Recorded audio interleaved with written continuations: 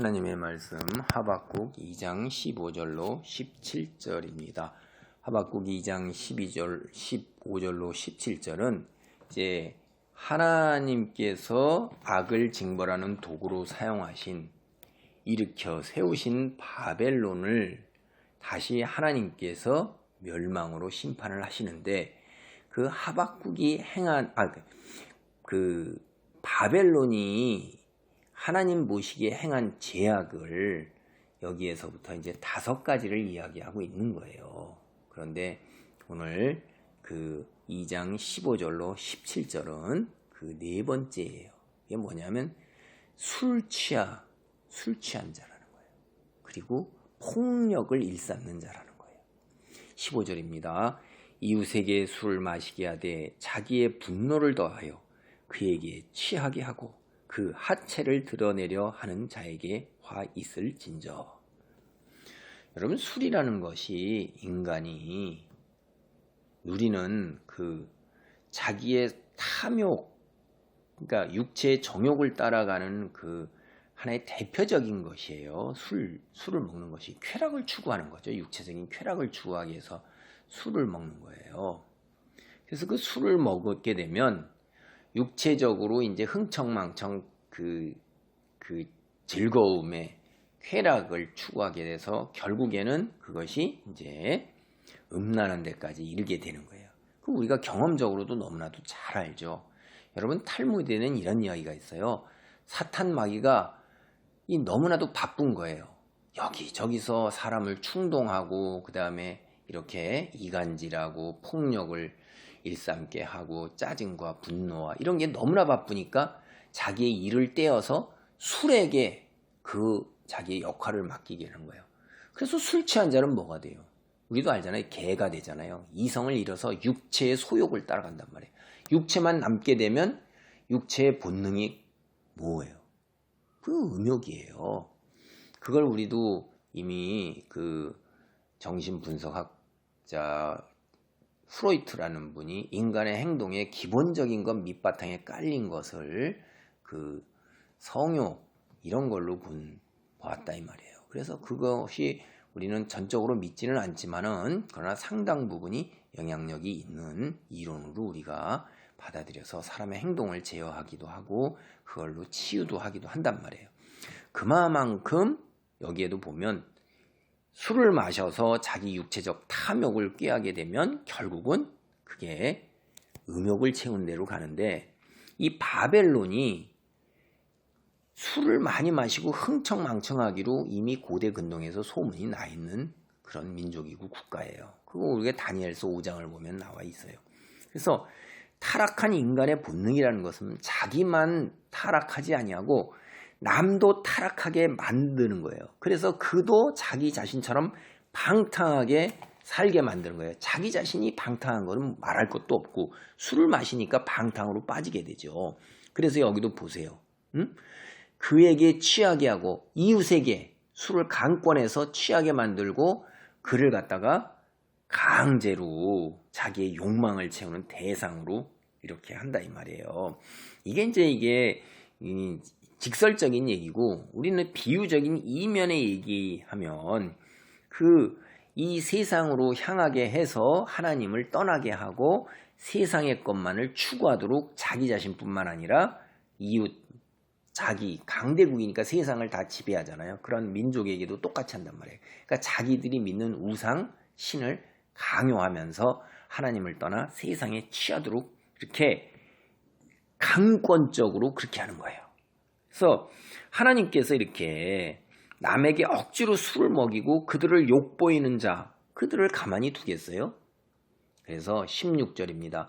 내게 영광이 아니요 수치가 가득한 즉 너도 마시고 너의 할례 받지 아니한 것을 드러내라.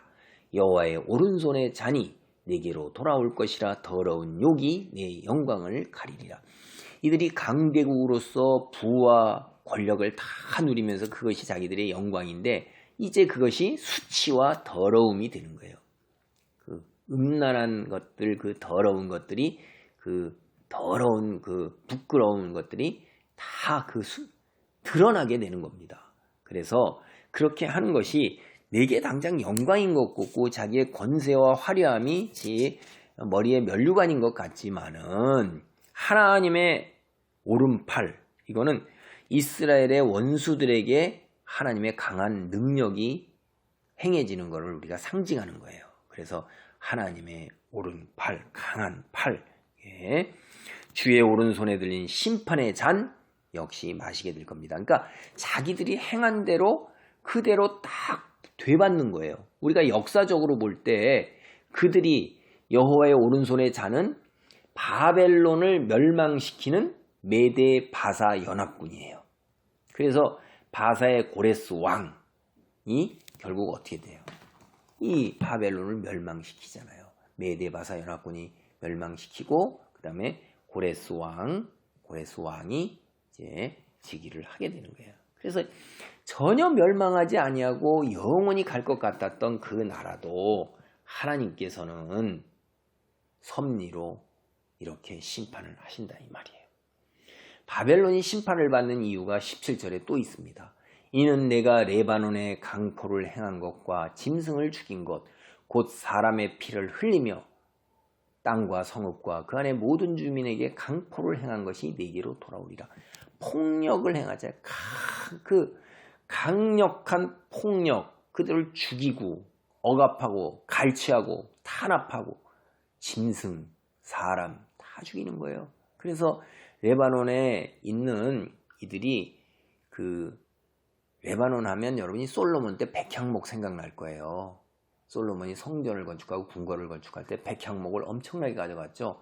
레바논은 원래 이런 목재로 굉장히 유명해요. 그래서 바벨론이 수배의 목재들을 엄청나게 베어서 바벨론으로 가져가서 수도에 건설하는데 사치와 호화로운 극치를 이루는데 건축 사업을 위해서 이송해 간 거예요. 숲에 살던 짐승들이 어떻게 되겠어요? 숲이 다 비어지니까 파괴되어서 많이 죽었을 것이고, 이제 이런 것들을 갖다가 레바논에게 정당한 대가와 지불을 줘서 이런 것이 아니라 폭력의 무력을 앞세워서 이렇게 행했던 것입니다. 그래서 그 숲뿐만 아니라 성과 그 도시 주민이 다 텅 비게 되는 거예요. 동원되고 죽임을 당하고 멸망을 당하고 그거 그대로 돌아가는 거예요. 하나님께서는 행한 그대로 갚으신다는 얘기는 성경에 많이 나오시죠. 여기도 보세요. 모든 주민에게 강포를 행한 것이 내게로 돌아오리라. 부메랑이 돼서 그대로 똑같이 오는 거예요. 그리고 우리가 16절에도 그들이 다른 사람을 욕보였을 때 그 더러운 욕이 내 영광을 가리리라. 똑같이 하나님께서 그대로 갚아주시는 것입니다. 그리고 우리가 여기서 하나 생각해 볼 거 있어요. 대자연이라는 것은 하나님께서 창조하셔서 우리로 하여금 다스리며 그 속 안에서 우리로 더불어 살도록 풍요로움을 누리도록 한 거기 때문에 자연을 다스리는 청지기로 임명을 받은 인간이 자연을 무분별하게 파괴하고 필요 이상으로 파괴하며 개발하는 것, 이거는 옳지 않은 것입니다. 수많은 대자연이 개발이란 명분 아래 자신의 탐욕을 채우기 위해서 파괴된다 이거예요. 하나님의 심판을 불러오게 마련이에요. 이거는. 그래서 우리가 여기서 여러 가지 점을 잘 생각을 해보세요.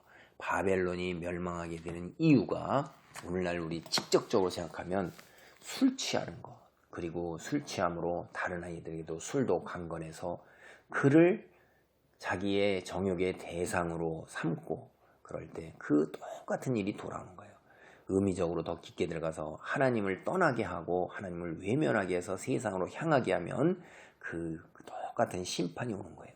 그리고 자기의 힘과 권세로 다른 사람을 위해서 수단으로 삼아서 착취하면 갈취하면 그대로 돌아오는 거예요.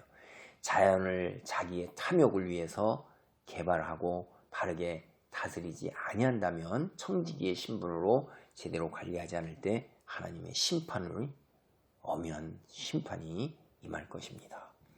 오늘 이러한 하나님의 말씀 속에서 오늘 우리가 있어야 할 자리를 잘 깨닫는 귀한 은혜가 있기를 바랍니다. 아멘.